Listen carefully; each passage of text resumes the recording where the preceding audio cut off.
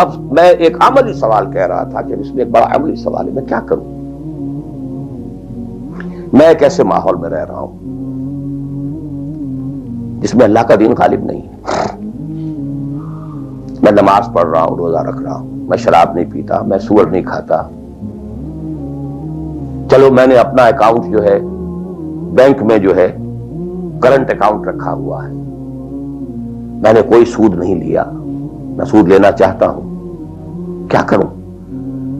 اکیلا چنا پہاڑ کو تو نہیں پھوڑ سکتا، پورا نظام تو میرے بدلنے سے نہیں بدل جائے گا. تو میں تو رہا پھر 40%، 50%، 60%، 70% کافر کا کافر.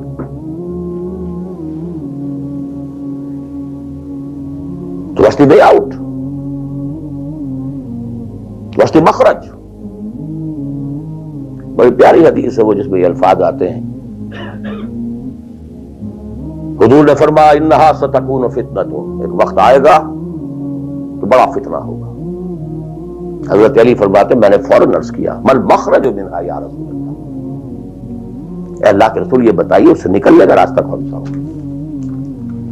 یہ نہیں پوچھا کیا فتنہ ہوگا، کیوں ہوگا، کب ہوگا، کیسے ہوگا، کدھر سے آئے گا، کچھ نہیں، نکلنے کا راستہ بتائیے. بلکہ ایک اور روایت اس حدیث کی اس سے بھی زیادہ پیاری ہے کہ اصل میں حضرت جبرائیل نے کہا حضور سے یا محمد امتک بعدک، اے محمد صلی اللہ علیہ وسلم کبھی سوچا ہے تمہارے بعد تمہاری امت کا کیا بنے گا؟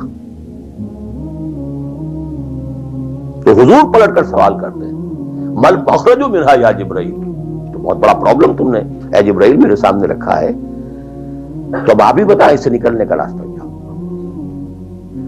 قال کتاب اللہ. وہ پوری حدیث پھر وہی ہے، کتاب اللہ فیہ خبر ما قبلکم ونبأ ما بعدکم وحکم ما بینکم وہو ذکر الحکیم وہو الصراط المستقیم وہو حبل اللہ المتین. اس کا مخرج کیا ہے؟ یہ ہے اصل میں میرے اگر تو یہ بات سمجھ میں آ گئی، اس کے لیے تصور سمجھ لیجئے ہمارے دین میں کفارے کا ایک تصور ہے. آپ نے روزہ توڑ دیا وہ تو ٹوٹ گیا، کیا کروں؟ جڑ تو نہیں سکتا. کب اشکوں سے جڑ سکتا ہے؟ جو ٹوٹ گیا سو ٹوٹ گیا. موتی ہو کہ شیشہ جام کے بل، جو ٹوٹ گیا سو ٹوٹ گیا. تم ناحق ٹکڑے چن چن کر دامن میں چھپائے بیٹھے ہو، شیشوں کا مسیحا کوئی نہیں، کیا آس لگائے بیٹھے ہو. وہ تو ٹوٹ گیا لیکن اس کا کفارہ دے دیا گیا. کفارہ ہے، قسم کھائی تھی یہ نہیں ہے کہ اب توڑ نہیں سکتے، غلط کھا بیٹھے توڑو، کفارہ. آج میں اس لفظ کفارہ کے حوالے سے آپ کے سامنے وہ بات رکھ رہا ہوں.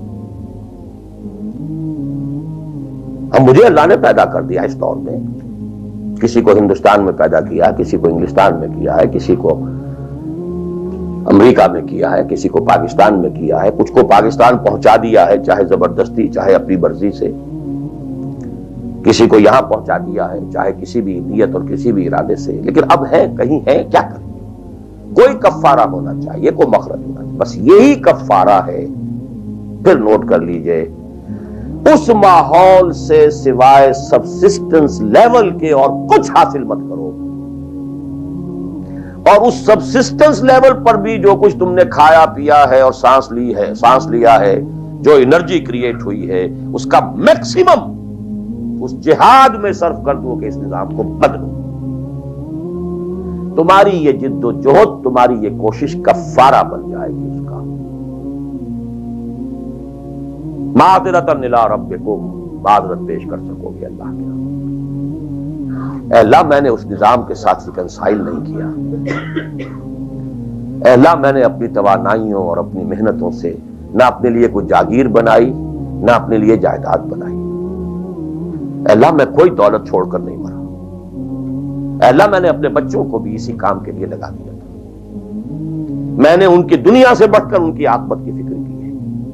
نہیں کر سکا، آگے کچھ نہیں ہو سکا تو میں بے بس ہوں. حضرت نوح بھی تو بے بس تھے، کیا کر گئے؟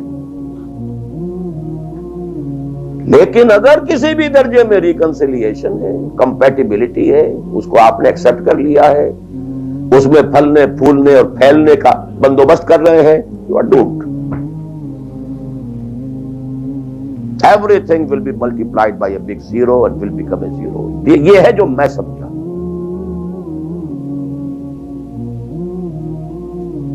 اس کا نام ہے جہاد. Constant friction, constant struggle. جان مال، ان صلاتی و نسکی و محیایا و مماتی للہ رب العالمین. میری زندگی کا مقصد تیرے دین کی سرفرازی. میں اسی لیے مسلمان، میں اسی لیے